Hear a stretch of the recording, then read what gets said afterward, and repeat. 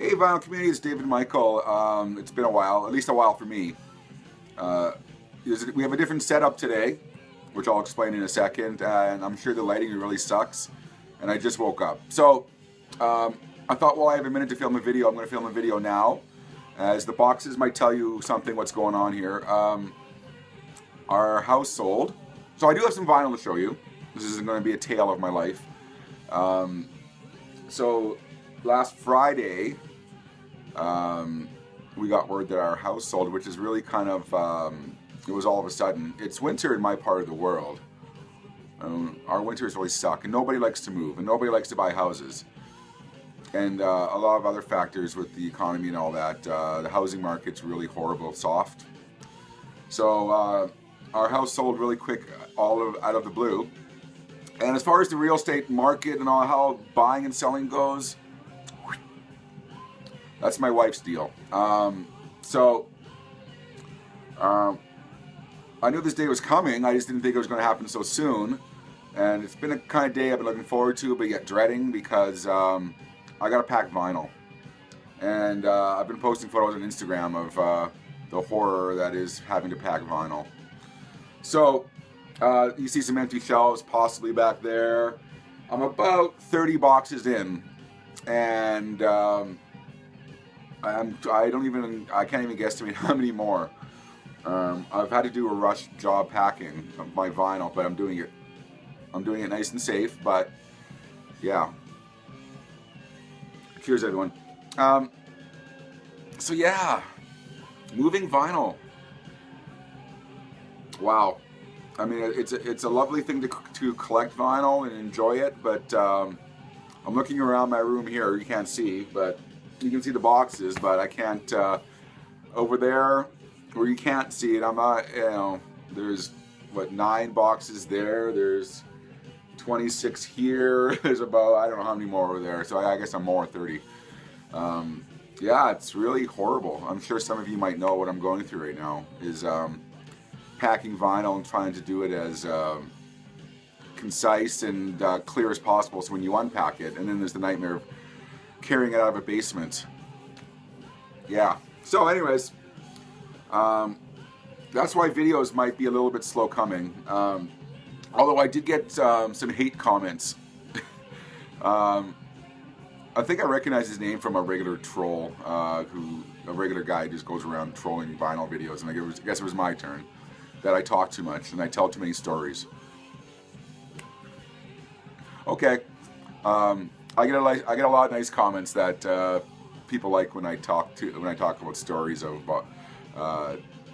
my life in music retail and just other things, and yeah, he'd have some pretty awesome hateful stuff.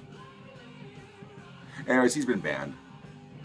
So yeah, I don't want to say his name because I just recognize his name from being a regular troll around the vinyl circles, so I got rid of him pretty quick. So but I thought that was funny. Here I am rambling, and then I think it was like last Friday too, he started leaving these messages on my videos about how I talk too much, and I don't know, fuck you. Okay, so that's kind of what's happening. So if videos kind of slow down a bit, it's because I'm packing. It's not really a good time to be acquiring, but there is there's stuff in the mail coming, and I'm going to guess to try to relieve some of the stress we're going through right now with moving. I might be able to get my wife to go out thrift store shopping. So I got some vinyl to show you, and what really sucks is that I had a first look video I was really excited about doing. And I had to film it in parts because, there was the intro, and then there was the look at the vinyl, and then there's the, I listened to it, and I was going to talk about the record and why it means so much to me. And then that Friday, as I'm about to film the third part to edit it all together, we found out the house sold, and then all hell broke loose in my house. So I'm going to show you the album, and I've had to delete those videos because I won't have time to do the other part of the video, but what I'm going to start you off with today is something I got in the mail last Friday, and it's a brand new release, and I'm really excited about it. I've played it about 5 times. It's one of my favorite albums. I'm not a Monkees fanatic. I have friends who are Monkees fanatics. I like the Monkees. I like certain elements of the Monkees, certain albums of the Monkees. But this is the alternate head that came in the mail. And you can't see it's gold foil. And this just came out on Friday Music. It's either Friday or Rhino that floods the market with Monkees reissues. This one I was really excited when I saw the pre-order for it. It's all alternate takes of the songs off the Head soundtrack. There's a different intro, which is it's a promo coming soon for the movie. I could go on and on about the movie. I think I've said this before in another video. I found an original Canadian copy a couple of videos ago. But this came out, and I got it on release day in the mail, which is odd. So it's instead of the regular silver foil, they did gold foil. It might be hard to see because my basement's flooded with boxes blocking light all over the place and absorbing it, and however science works, I don't know. So I'll show you really quickly, and I'll kind of maybe atone for having to delete all these videos of the first look I was going to do. Friday did a replica Cold Gems label. I'm not sure if you can see this here. And the vinyl, as advertised when you pre-ordered, was gold translucent vinyl. I don't know. On the YouTube vinyl community that I'm on, that I don't really go on much anymore, but I'm still kind of on it. People have epic arguments about what is translucent, and I don't. That's what was advertised when I ordered it. Gold translucent vinyl, and there it is. And it's a wonderful, for outtakes albums and for alternate, you know what I'm talking about. This album is really good. And I love the Head soundtrack, and it kind of ties back to when I was young and I saw the Head movie. After kind of, like a lot of Americans, but I'm Canadian. I had MTV on satellite. I got engrossed with that Monkees, that comeback they did in the 80s. You know, when MTV started re-showing their episodes, and then everyone went Monkees crazy again. And nobody in Canada did because we weren't airing the episodes. Our video channel did later on. And I got kind of engrossed in the Monkees TV show, and then one day on late night TV on satellite they showed Head. And that just was like, wow, this is not what I'm used to. And it was right up my alley, and I loved it. And I love the soundtrack. It has 3 of my favorite Monkees songs, which is Porpoise Song, Circle Sky, and Can You Dig It? So I'm trying to think. I don't know if there's anything else I need to tell you about this album, but if you like the Monkees and you like the album Head, this is now out, available to order. It's the alternate Head, and it's a very good listen. If it was one of those shit ones with the crap demos, I would tell you to warn you. But it's all really good stuff, so I highly recommend, if you like the Monkees album Head, that is out now, and it's highly worth it. Okay, so I've been back at the Amazon clearance. This was all before I found out I was moving, so I don't feel I don't feel like I was pissing my money away too much, because now most of my money needs to go into moving. Many videos ago, I talked about if you want to buy cheap Hawkwind albums, just wait out Amazon, at least in Canada, because they usually bring 3 in. Like I said many videos ago, a hardcore fan will jump the gun and buy one right away, which is cool. There's been Hawkwind albums I buy right out as soon as they get reissued. But if you wait them out, they always go to clearance. In fact, the Warriors at the Edge of Time Deluxe box set was on clearance here, and I just couldn't pull the trigger on it. It went down to $65. And I couldn't pull the trigger. I have an original copy of the album, but you get the 5.1 mix, the Steven Wilson mix, and you get a lot of other stuff in it. And it just wasn't a good time to spend $65, but that was on Amazon clearance. So if you wait them out, much like T-Rex albums, if you wait it out, they're going to go on Amazon clearance. And I got 2. One came before the other. So last week I got a copy of, and I'm going to do a Hawkwind video. I've been wanting to do this forever. And I'll do this maybe, I don't know, if I haven't packed my prog, psych, and space rock albums yet. So if I have a minute, I might actually do this Hawkwind video I've been wanting to do, because their catalog is so convoluted. You wouldn't know heads from tails, apples from oranges with Hawkwind, because a lot of their albums are very misleadingly titled. You would think they're studio albums, unless you're a hardcore fan and you know what these albums are. because there's that really gray area in the late 80s, 90s that they turned a lot out, but you didn't know, like, you don't know what the quality is, you don't know what the lineup is, you don't know, is it an actual studio album, is it an odds and sods album, because they don't call it that. Anyways, I got one of those odds and sods albums in. It was on Amazon clearance, called Zones. It's a double blue vinyl. I don't know if anyone cares to see the vinyl, but it's blue vinyl. And this is one of those odds and sods albums, a combination of really, really high quality demos. So it's not like those crappy demos they tack on at the end of deluxe edition albums that you'll never listen to again, and you probably might not listen to start with, but they added as a bonus. These are really high quality demos, almost studio cuts really, and then some live tracks. And what was interesting to me, purportedly, Ginger Baker, all of Vinyl 1 purportedly has him playing drums on all of them, and I'm a big Ginger Baker fan. Now, having listened to album 1, I've listened to the whole thing, you can't really, it doesn't really have that Ginger Baker feel, I don't feel. If you listen to the album he was on, Levitation, you can tell it's Ginger Baker. On here, yeah, but it's a good album. I will say it's a lot of the keyboards and the sound effects were getting a little bit more of its time. So they get credited for influencing a lot of the trance and rave scene, and I could kind of see that hearing them diddle around with electronics on this one.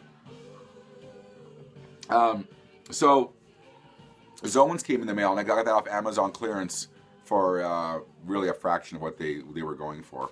Double vinyl, and I've come to figure out ways of knowing without having to go onto Discogs or have to go onto Wikipedia and find out what these odds and sods albums are.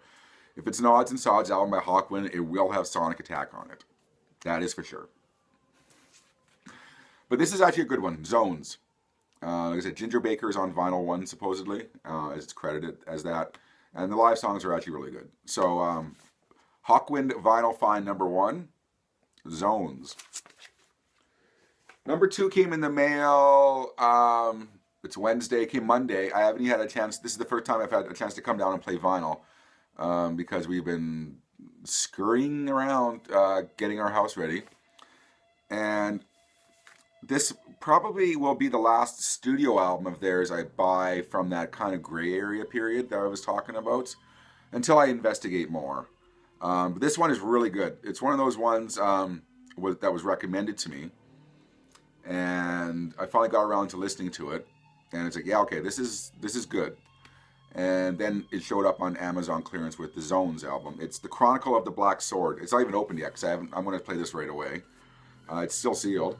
This was on Amazon clearance, and no one was biting at these two albums. There was one left in stock on both of them, and it doesn't really matter what they cost. They were really cheap. Double album, double blue vinyl, as they seem to be with Hawkwind ones.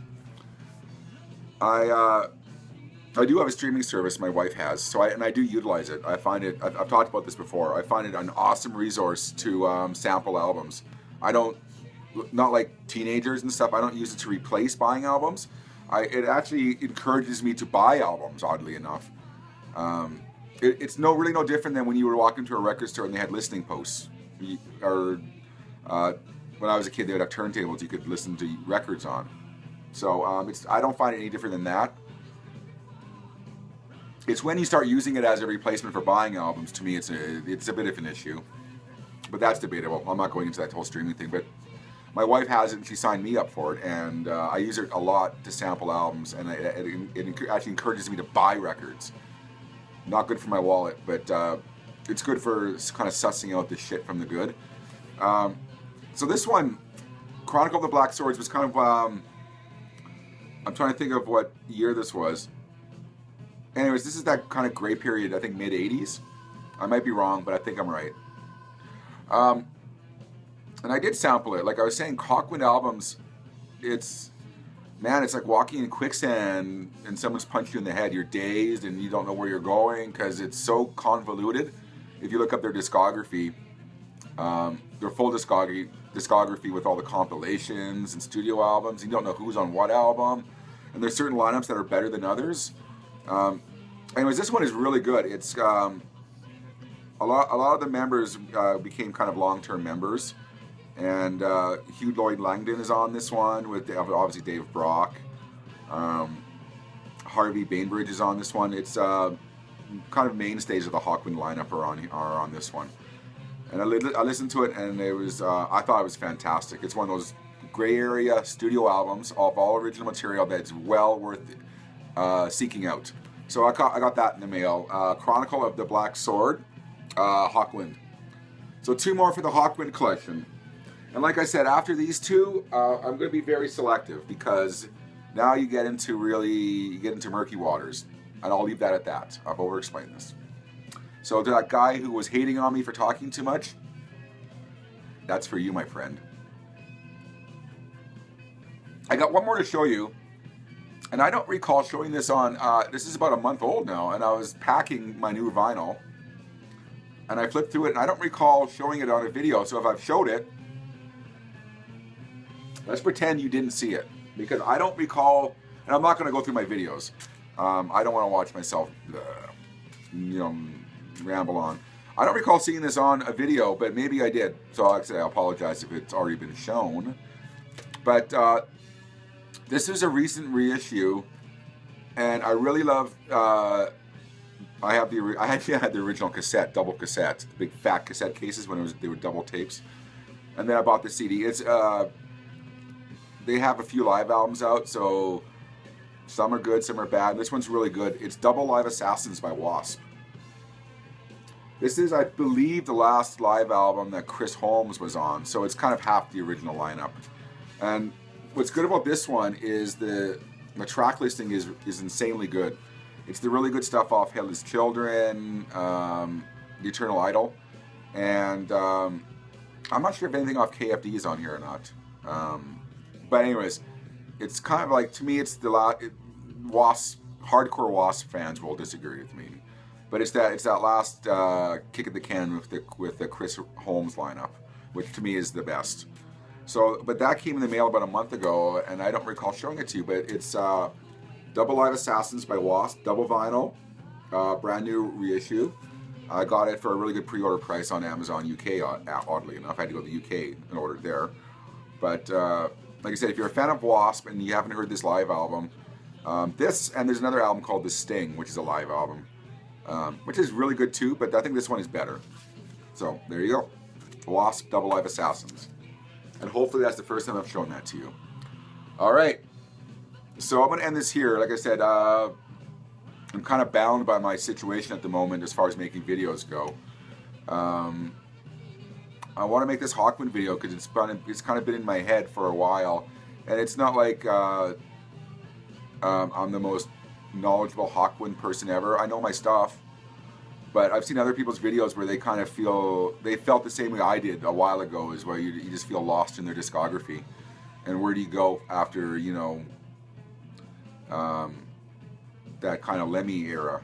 There's a couple okay albums after that, right after that, but I mean, where do you go from there? Because you love those early Hawkwind albums, everything before Warriors of the Edge of Time, but where do you go from there? That's where I see a lot of videos where people who are expressed a like for Hawkwind, they seem to get really confused. So that's kind of where I wanted to kind of make a video. And it's not really me showing off my collection, it's just me kind of talking about it. So if I can film that, I will. Apart from that, like I said, if we have some time and we need to blow off some steam, maybe me and the wife will go out thrift store shopping. But right now I'm in full pack mode. And I had this really weird idea of filming, how do you pack this much vinyl? But I don't think anyone wants to see that. So, if you don't see me on for a bit, that's why. I've got 9,000 records to move, maybe? I don't know. It's around that. I'm going to be hiring people. You can bet on that one. So anyways, I'm going to wrap this video up now. So, if you're watching this, thank you. Sorry I don't have a lot of finds today. I've explained why, and it's really, really sad to see all my records go into boxes. These are just all 12-inch singles right here. There was about 18, I thought it was 16, but I found more. It was 18 boxes of just 12-inch singles. So that'll tell you how much more I have to pack. Apart from that, I hope everyone's doing well. I haven't had time to catch up on some people's videos, and I feel horribly neglectful. So if I have time, I'm going to start catching up on some videos, and I'll be seeing you on those. So thank you very much for watching, everyone, and I'll see you soon. And I'll kind of update where the hell I am for packing and moving this many records to a new house. So we'll see you soon. Bye-bye.